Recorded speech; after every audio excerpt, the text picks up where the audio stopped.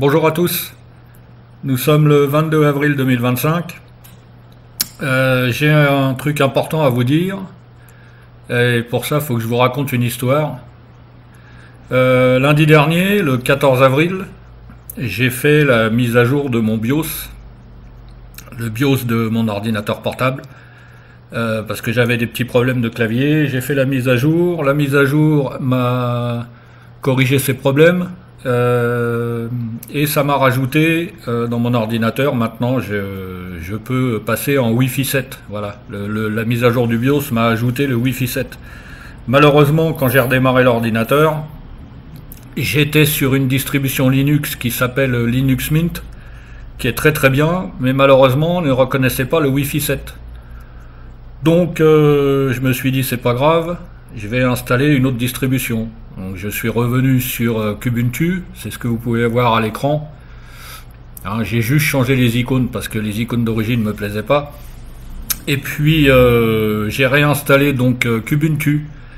Malheureusement, l'installation de Kubuntu a flingué le secteur de démarrage de mon Windows, puisque dans mon ordinateur j'ai un disque sur lequel j'ai une distribution Linux, et sur l'autre disque j'ai Windows que j'ai été obligé de réinstaller il y a quelque temps pour pouvoir utiliser un logiciel de montage vidéo qui s'appelle DaVinci Resolve, qui est vraiment très très bien au niveau du traitement et surtout au niveau de la rapidité de traitement.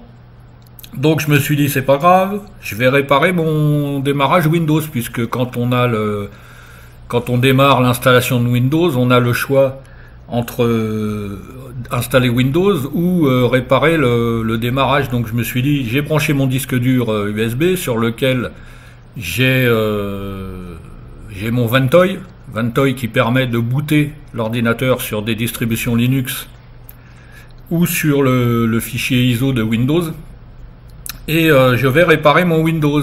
Donc je lance le démarrage de l'installation de Windows. Et là, je clique sur réparer l'ordinateur. Et malheureusement, le disque dur externe était branché. Et au lieu de réparer le démarrage du disque dur interne de mon ordinateur, Windows a essayé de réparer le démarrage de mon disque dur externe. Et il m'a flingué, ça m'a flingué le secteur de boot. Enfin, ça m'a flingué la table des matières du disque dur. Ce qui fait que j'ai perdu tout ce qu'il y avait sur ce disque. Et sur ce disque, j'avais sauvegardé tous mes fichiers depuis des années et des années et des années. J'avais des images, des logos, j'avais environ 500 mégas de mails que je conservais depuis toujours parce que c'était des trucs importants. Donc c'était forcément 500 mégas de mails, vous allez dire ça fait beaucoup, mais il y avait des pièces jointes. Voilà, donc j'ai pas de sauvegarde, j'ai tout perdu. Toutes les photos que vous m'avez envoyées sont parties avec, donc si vous voulez me renvoyer des photos vous pouvez. Et puis voilà, donc c'était ce que je voulais vous dire en fait, c'est que si un jour vous devez réinstaller votre système, ne faites pas comme moi, faites votre sauvegarde sur au moins 2 supports différents, par exemple sur une clé USB grande capacité et puis sur un disque dur externe, mais vous pensez bien à débrancher tout de l'ordinateur avant de faire quoi que ce soit, si vous voulez pas vous retrouver comme moi en ayant tout perdu. Voilà, je suis dégoûté, vraiment dégoûté, ça fait une semaine là que je m'arrache les cheveux, mais bon, il n'y a rien à faire. J'ai essayé de récupérer mes fichiers avec des logiciels de récupération de données, mais il n'y a rien à faire, ça fonctionne pas. Donc voilà, donc c'est tout. Pensez à sauvegarder, pensez à faire vos sauvegardes sur 2 supports différents, c'est ça qui est important.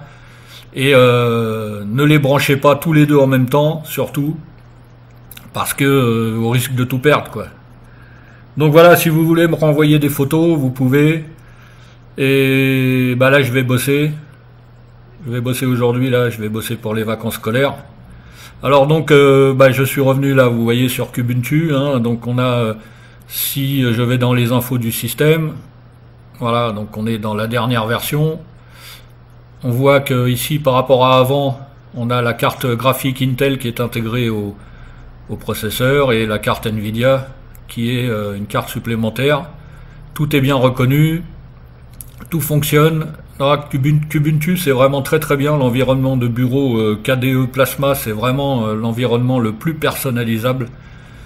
Et voilà, donc hein, le message c'était le suivant, surtout pensez à sauvegarder vos fichiers, vos photos, vos documents importants, vos mails, et sur deux disques différents, hein, sur une clé USB ou sur deux clés USB différentes, et mettez-les bien de côté, ne faites pas comme moi, hein, ne perdez pas tout, parce que vraiment là, c'est quand on perd tous ces fichiers comme ça, que je conservais, il y a des fichiers qui devaient avoir plus de 10 ans.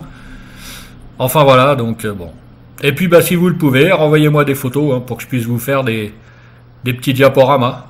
Voilà, bonne journée à tous.